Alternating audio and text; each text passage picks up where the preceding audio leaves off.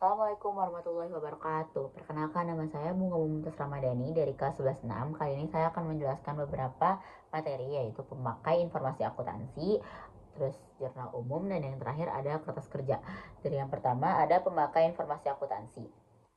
Pemakai informasi akuntansi ini merujuk pada individu atau kelompok yang menggunakan data keuangan untuk mengambil keputusan dalam berbagai konteks. Informasi ini tuh membantu para pemangku kepentingan dalam memahami posisi keuangan dan kinerja suatu entitas, serta merencanakan juga langkah-langkah bisnis yang lebih baik. Untuk pemakai utama informasi akuntansi ini ada beberapa, yaitu yang pertama ada manajemen internal, yaitu untuk pengambilan keputusan strategis operasional dan perencanaan jangka panjang. Contohnya itu manajer keuangan yang merencanakan anggota anggaran suatu perusahaan. Yang kedua ada investor dan pemegang saham, yaitu mereka ini untuk menilai kinerja dan prospek perusahaan. Contohnya, investor dapat menganalisis rasio keuangan seperti rasio laba bersih atau rasio pengambilan ekuitas. Yang ketiga ada pemberi pinjaman, yaitu untuk menilai kemampuan perusahaan dalam melunasi hutang. Informasi ini termasuk laporan laba rugi, neraca, dan laporan arus kas. Contohnya, bank akan menilai resiko likuiditas dan solvabilitas suatu perusahaan untuk memutuskan apakah akan memberi pinjaman atau kredit. Yang terakhir ada pemerintah dan lembaga. Mereka ini untuk memantau kepatuhan terhadap pajak, peraturan, dan kebijakan ekonomi. Contohnya, Direktorat Jenderal Pajak menggunakan laporan keuangan untuk memastikan bahwa perusahaan membayar pajak sesuai dengan pendapatan yang dilaporkan. Selanjutnya ada jurnal umum. Untuk pengertiannya sendiri di sini, jurnal umum itu salah satu buku pembantu dalam sistem pembukuan akuntansi yang digunakan untuk mencatat seluruh transaksi keuangan perusahaan secara sistematis dan kronologis. Jurnal ini tuh merupakan tempat pertama kali transaksi dicatat sebelum diposting ke buku besar.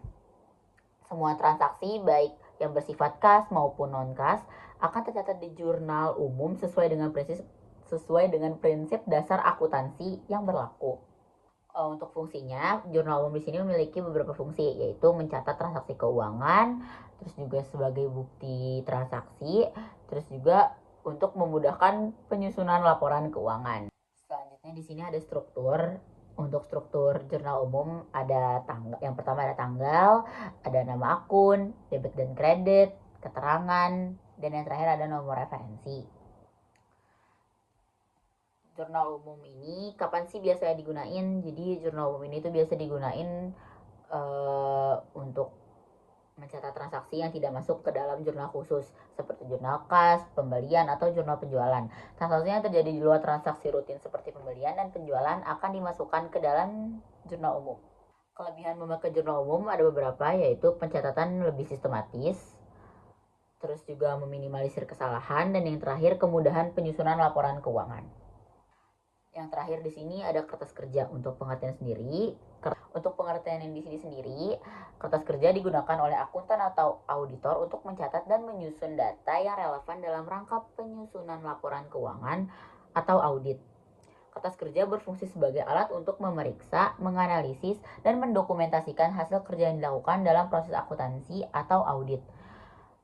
Kertas kerja ini berisi informasi rinci yang mendukung setiap angka yang ada dalam laporan keuangan, serta catatan yang membantu auditor atau akuntan dalam mengevaluasi dan memverifikasi keakuratan laporan keuangan perusahaan. Fungsi kertas kerja di sini ada beberapa, yaitu menjadi bukti audit, mendokumentasikan proses kerja, memudahkan verifikasi dan pemeriksaan, dan yang terakhir ada mendukung penyusunan laporan keuangan. Untuk strukturnya di sini ada beberapa, yaitu ada yang pertama identitas dan referensi, terus yang kedua ada tujuan dan deskripsi, yang ketiga ada data yang diperoleh, dan yang terakhir ada analisis dan penyesuaian. Sekian yang bisa saya jelaskan, kurang lebih mohon maaf. Wassalamualaikum warahmatullahi wabarakatuh.